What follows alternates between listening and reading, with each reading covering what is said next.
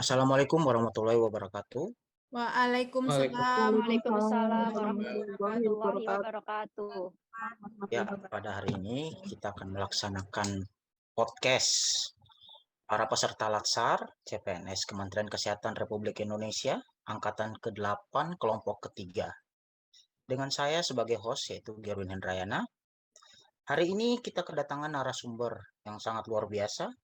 Beliau adalah seorang dosen ilmu keperawatan di Universitas Hasanuddin. Beliau bernama Nurse Andi Fajrin Permana. Mohon izin Nurse Fajri, hari ini kami ingin sedikit membahas mengenai kesiapsiagaan bela negara. Nah, menurut Nurse Fajrin sendiri, pengertian bela negara itu apa sih, Nurse? Boleh disampaikan kepada teman-teman sekalian? Ya, Bismillah, Assalamualaikum warahmatullahi wabarakatuh.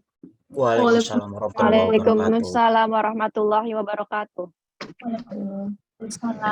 Selamat sore ya teman-teman sekalian. Pertama-tama saya mengucapkan sangat bangga juga ya bisa diundang ya oleh teman angkatan saya, Nurse Dian ya. Tentunya kita sama-sama kalian juga sama luar biasanya ya, sudah sampai tahap latsar seperti ini. Selamat sekali lagi. Menurut saya bela negara itu adalah sikap dan juga aktualisasi seseorang dalam menunjukkan eksistensi negaranya dan juga bagaimana dia berperilaku dan bersikap dalam hal mewujudkan tujuan-tujuan negaranya.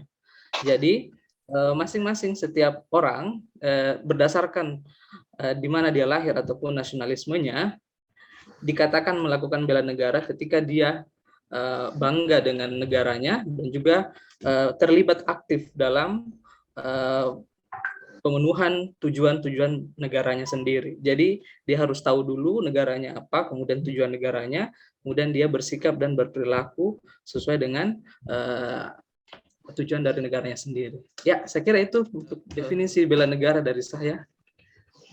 Ya. So, kemudian kita masuk ke pertanyaan berikut nih. Mengapa kita penting untuk memiliki jiwa bela negara, Nurse? Menurut Nurse gimana? Oke. Sekarang kenapa kita penting untuk melakukan bela negara? Ya, dari saya sendiri bela negara itu penting karena seseorang itu dikatakan memiliki suatu hal yang unik itu ketika kita memiliki karakter. Karakter atau identitas itu adalah sesuatu hal yang melekat pada diri kita sendiri. Dan nasionalisme ataupun sikap bela negara adalah salah satu contoh dari pembentukan karakter seseorang. Jadi kita bisa bayangkan ketika seseorang yang kita tidak kenal dia berasal dari mana, kita tidak kenal dia punya nasionalisme dari mana dan sebagainya, kita kan tidak mengenal orang tersebut dari identitasnya sendiri. Jadi jika kita melakukan ataupun bersikap bela negara, maka itu akan sangat penting untuk membentuk karakter seseorang. Dari saya seperti itu. Oke, baik Nurse. Nah, sekarang menurut Nurse nih, kan sekarang lagi banyak kaum-kaum milenial nih, masih agak kurang paham nih mengenai bela negara. Nah, bagaimana menurut Nurse sikap kita sebagai kaum milenial nih dalam kesiapsiagaan kita sebagai penerus bangsa untuk kesiapsiagaan kita untuk bela negara itu seperti apa sih, Nurse? Ya, kalau kita melihat dari hal yang sekarang ya, kalau kaum milenial kan itu yang ya mungkin umurnya 20-an ya, dan mungkin sudah terpapar teknologi yang sangat pesat ya. Nah, sebenarnya bisa jadi penghambat, bisa juga sebagai opportunity, suatu peluang sebenarnya dengan memanfaatkan teknologi yang ada sekarang. Jadi sebenarnya jika saya, walaupun mungkin sudah tidak termasuk milenial, tapi jika saya menghadapi milenial, dan yang saya dan tugas saya adalah untuk meningkatkan kesiapsiagaan bela negara, maka yang paling pertama adalah memberikan mereka pemahaman bahwa bela negara itu pada konsep saat ini itu seperti apa. Nah, konsep seperti apa saat ini itu sangat erat sama dengan kehidupan mereka sehari-hari. Kehidupan mereka sehari-hari itu biasanya terpapar dengan apa? Ya gadget, dengan hal-hal yang berbau internet, ya. Jadi menurut saya sangat penting untuk kaum milenial saat ini untuk memasukkan unsur-unsur bela negara dari setiap kegiatannya. Jadi jika misalnya dalam setiap selesai pelajaran ataupun praktikum bisa, atau mungkin dalam sekolah ya, biasanya itu ada jam-jam khusus di mana kantor itu menyanyikan lagu Indonesia Raya, ya. Dan itu saya kira dia cuma sebentar, tidak sampai 5 menit, tapi efeknya itu adalah meningkatkan jiwa bela negara kita sendiri. Dengan memberikan sistem seperti itu, dengan memasukkan unsur-unsur bela negara di setiap aktivitas para milenial, maka saya kira itu akan menumbuhkan rasa-rasa bela negara dan kesiapsiagaan mereka di masa yang akan datang. Ya, saya kira seperti itu.